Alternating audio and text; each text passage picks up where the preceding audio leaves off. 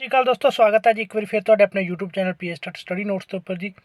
ਜਿਵੇਂ ਕਿ ਤੁਹਾਨੂੰ ਪਤਾ ਹੈ ਕਿ ਇਸ ਚੈਨਲ ਦੇ ਉੱਪਰ ਅਸੀਂ PSTET ETT ਸੈਕੰਡ ਐਗਜ਼ਾਮ ਔਰ ਮਾਸਟਰ ਕਾਡਰ SST ਪੰਜਾਬੀ ਦੀ ਪ੍ਰੈਪਰੇਸ਼ਨ ਦੇ ਨਾਲ ਰਿਲੇਟਡ ਬਿਲਕੁਲ ਸਿਲੇਬਸ ਦੇ ਅਕੋਰਡਿੰਗ ਵੀਡੀਓ ਅਪਲੋਡ ਕਰਦੇ ਹਾਂ ਜੀ, ਜੋ ਕਾਫੀ ਹੈਲਪਫੁਲ ਨੇ ਤੁਹਾਡੀ master cadre PSTET ETT second exam ਦੀ ਪ੍ਰੈਪਰੇਸ਼ਨ ਵਾਸਤੇ ਜੀ। ਸੋ ਹੁਣ ਤੱਕ ਜਿੰਨੀਆਂ ਵੀ ਵੀਡੀਓ ਅਪਲੋਡ ਨੇ ਜੀ, ਉਹਨਾਂ ਦਾ ਲਿੰਕ ਤੁਹਾਨੂੰ ਡਿਸਕ੍ਰਿਪਸ਼ਨ ਬਾਕਸ ਦੇ ਵਿੱਚ ਮਿਲ ਜੂਗਾ। ਵੀਡੀਓ ਦੇ ਅੰਤ ਦੇ ਵਿੱਚ ਵੀ ਪਲੇਲਿਸਟ ਸ਼ੋ ਹੋ ਜਾਏਗੀ ਜੀ। ਵੀਡੀਓ ਬਿਲਕੁਲ ਸਿਲੇਬਸ ਦੇ according Punjab school education board ਦੇ ਬੁੱਕਸ ਦੇ ਵਿੱਚੋਂ ਜਿਹੜਾ ਸਿਲੇਬਸ ਕਵਰ ਕਰਦੇ ਹੋਏ ਬਣਾਈਆਂ ਜਾ ਰਹੀਆਂ ਨੇ। ਸੋ ਬਹੁਤ ਹੈਲਪਫੁਲ ਰਹਿਣਗੀਆਂ ਜੀ ਤੁਹਾਡੀ ਪ੍ਰੈਪਰੇਸ਼ਨ ਲਈ। ਵੀਡੀਓ ਜ਼ਰੂਰ ਇੱਕ ਵਾਰੀ ਦੇਖ ਲੈਣਾ ਜੀ, ਕਾफ़ੀ ਹੈਲਪ ਮਿਲੇਗੀ ਤਿਆਰੀ ਕਰਨ ਦੇ ਲਈ। ਸੋ ਐਜੂਕੇਸ਼ਨਲ ਵੀਡੀਓ ਦੇ ਨਾਲ ਕੋਈ ਵੀ ਇਨਫੋਰਮੇਸ਼ਨ ਹੁੰਦੀ ਹੈ ਕਿਸੇ ਵੀ ਭਰਤੀ ਨੂੰ ਲੈ ਕੇ ਜਾਂ ਜੋਬ ਨੂੰ ਲੈ ਕੇ, ਉਹ ਵੀ ਤੁਹਾਡੇ ਨਾਲ ਅਸੀਂ ਸ਼ੇਅਰ ਕਰਦੇ ਹਾਂ ਜੀ। ਅੱਜ ਦੀ ਜਿਹੜੀ ਨਿਊਜ਼ ਹੈ ਉਹ ਵੀ ਇੱਕ ਸੋਧ ਪੱਤਰ ਵਿਭਾਗ ਵੱਲੋਂ ਦਫ਼ਤਰ ਡਾਇਰੈਕਟਰ ਸਿੱਖਿਆ ਭਰਤੀ ਡਾਇਰੈਕਟੋਰੇਟ ਪੰਜਾਬ ਵੱਲੋਂ ਜਾਰੀ ਕੀਤਾ ਗਿਆ ਜੀ। ਸੋ ਕੀ ਹੈ ਜੀ ਸੋਧ ਪੱਤਰ, ਉਹਨੂੰ ਆਪਾਂ ਅੱਜ ਦੇਖ ਲੈਂਦੇ ਹਾਂ ਜੀ। ਸੋ ਜਿਵੇਂ ਕਿ ਆਪਾਂ ਨੂੰ ਪਤਾ ਹੈ ਕਿ ਸਿੱਖਿਆ ਭਰਤੀ ਡਾਇਰੈਕਟੋਰੇਟ ਵੱਲੋਂ ਵਿਗਿਆਪਨ ਨੰਬਰ ਇਸ ਦੇ ਤਹਿਤ ਜਿਹੜਾ ਹੈ 6/3/2020 ਨੂੰ 664 ਤੇ 1000 ਪੋਸਟਾਂ ਹੋਰ ਉਪਰੰਤ 2364 ਜਿਹੜੀਆਂ ਪੋਸਟਾਂ ਨੇ, ਇੱਥੇ 1664 ਹੋਊਗਾ ਜੀ। ਸੋ 2364 ਪੋਸਟਾਂ ਹੁਣ ਪੂਰੀਆਂ ਜਿਹੜੀਆਂ ਨੇ ਹੋ ਚੁੱਕੀਆਂ ਨੇ ਜੀ।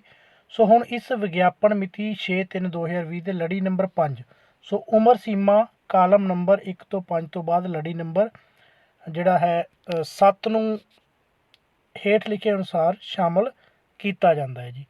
ਸੋ ਜਿਸ ਦੇ ਵਿੱਚ ਕਿਹਾ ਗਿਆ ਲੜੀ ਨੰਬਰ 7 ਦੇ ਵਿੱਚ ਪੰਜਾਬ ਸਰਕਾਰ ਸਿੱਖਿਆ ਵਿਭਾਗ ਦੇ ਨੋਟੀਫਿਕੇਸ਼ਨ ਨੰਬਰ ਇਸ ਦੇ ਤਹਿਤ ਜਿਹੜਾ ਮਿਤੀ 11/11/2020 ਅਨੁਸਾਰ ਰਾਜ ਦੇ ਸਿੱਖਿਆ ਵਿਭਾਗ ਵਿੱਚ ਕੰਮ ਕਰ ਰਹੇ ਜਿਹੜੇ ਸਿੱਖਿਆ ਪ੍ਰੋਵਾਈਡਰ ਨੇ, education provider, education volunteer, EGS volunteer, AIE volunteer ਤੇ special training resource STR volunteer ਨੇ, ਉਹਨਾਂ ਨੂੰ ਉੱਪਰਲੀ ਸੀਮਾ ਦੇ ਵਿੱਚ ਜਿਹੜੀ ਹੈ ਉਮਰ ਸੀਮਾ ਦੇ ਵਿੱਚ ਸੇਵਾ ਦੇ ਬਰਾਬਰ ਛੋਟ ਦਿੱਤੀ ਗਈ। ਯਾਨੀ ਕਿ ਜਿੰਨੀ ਸਾਲ ਉਹਨਾਂ ਨੂੰ ਜੌਬ ਦੇ ਵਿੱਚ ਆਇਆਂ ਨੂੰ ਹੋ ਗਏ ਨੇ, ਸੋ ਓਨੀ ਉਹਨਾਂ ਨੂੰ ਉਮਰ ਦੇ ਵਿੱਚ ਜਿਹੜੀ ਛੋਟ ਦਿੱਤੀ ਗਈ ਹੈ।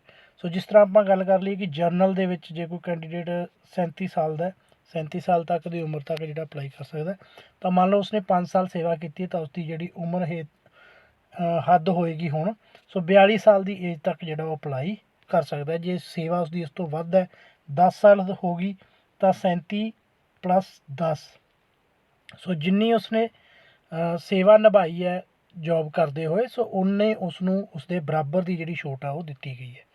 ਅੱਗੇ ਜੀ ਇਸੇ ਤਰ੍ਹਾਂ ਚੋਣ ਢੰਗ ਦੇ ਵਿੱਚ ਵੀ ਜਿਹੜਾ ਹੈ ਸੋਧ ਕੀਤੀ ਗਈ ਹੈ। ਸੋ ਪੰਜਾਬ ਸਰਕਾਰ ਸਿੱਖਿਆ ਵਿਭਾਗ ਦੇ ਨੋਟੀਫਿਕੇਸ਼ਨ ਨੰਬਰ ਇਸ ਦੇ ਤਹਿਤ EDU 7 ਜੋ ਵੀ ਹੈਗਾ ਹੈ ਜੀ 11/11 ਦੇ ਅਨੁਸਾਰ ਰਾਜ ਤੇ ਸਿੱਖਿਆ ਵਿਭਾਗ ਵਿੱਚ ਕੰਮ ਕਰ ਰਹੇ ਜਿਹੜੇ ਸਿੱਖਿਆ ਪ੍ਰੋਵਾਈਡਰ ਨੇ, ਐਜੂਕੇਸ਼ਨ ਪ੍ਰੋਵਾਈਡਰ ਨੇ, ਐਜੂਕੇਸ਼ਨ ਵਲੰਟੀਅਰ ਨੇ, EGS ਵਲੰਟੀਅਰ ਨੇ, AIE ਵਲੰਟੀਅਰ ਤੇ special training resource STR volunteers ਨੇ ਜੀ, ਉਹਨਾਂ ਨੂੰ ਕੀਤੀ ਗਈ ਸੇਵਾ ਬਦਲੇ 1 ਸਾਲ ਦਾ 1 ਅੰਕ ਜਿਹੜਾ ਹੈ ਦਿੱਤਾ ਜਾਵੇਗਾ ਜੀ। ਔਰ ਵੱਧ ਤੋਂ ਵੱਧ ਅੰਕ ਜਿਹੜੇ ਨੇ ਉਹ 10 ਹੋਣਗੇ ਜੀ।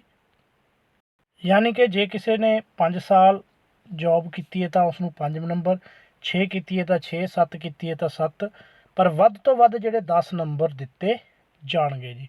ਔਰ ਉਪਰੋਕਤ ਤੋਂ ਇਲਾਵਾ ਇਸ ਭਰਤੀ ਵਿੱਚ reservation government of Punjab department of social security woman and child development social security branch notification number 21 ਦਸੰਬਰ 2020 ਗਟ ਨੋਟੀਫਿਕੇਸ਼ਨ ਅਨੁਸਾਰ ਜਿਹੜੀ ਆ ਉਹ ਹੋਵੇਗੀ ਜੀ। ਸੋ ਇਹ ਇੱਕ ਵੱਡੀ ਸੋਧ ਜਿਹੜੀ ਕੀਤੀ ਗਈ ਹੈ, ਜਿਸ ਦੇ ਵਿੱਚ ਸਿੱਖਿਆ ਪ੍ਰੋਵਾਈਡਰ ਨੂੰ, ਐਜੂਕੇਸ਼ਨ ਪ੍ਰੋਵਾਈਡਰ ਜੋ ਪਹਿਲਾਂ ਹੀ ਸਰਕਾਰੀ ਸਕੂਲਾਂ ਦੇ ਵਿੱਚ ਕੰਮ ਕਰ ਰਹੇ ਨੇ ਜੀ ਕਾਫੀ ਲੰਬੇ ਸਮੇਂ ਤੋਂ, ਸੋ ਉਹਨਾਂ ਵਾਸਤੇ ਇੱਕ ਅੱਛੀ ਖਬਰ ਜਿਹੜੀ ਹੈ ਹੋ ਸਕਦੀ ਹੈ ਜੀ, ਕਿਉਂਕਿ ਉਮਰ ਹੱਦ ਦੇ ਵਿੱਚ ਵੀ ਕਾਫੀ ਜਿਹੜੀ ਹੈ ਛੋਟ ਉਹਨੂੰ ਮਿਲੀ ਹੈ। ਔਰ ਇਸ ਤੋਂ ਇਲਾਵਾ ਜਿਹੜੇ 10 ਨੰਬਰ ਨੇ ਉਹਨਾਂ ਨੂੰ ਤਜਰਬੇ ਦੇ ਵੀ ਦਿੱਤੇ ਜਾਣਗੇ ਜੀ।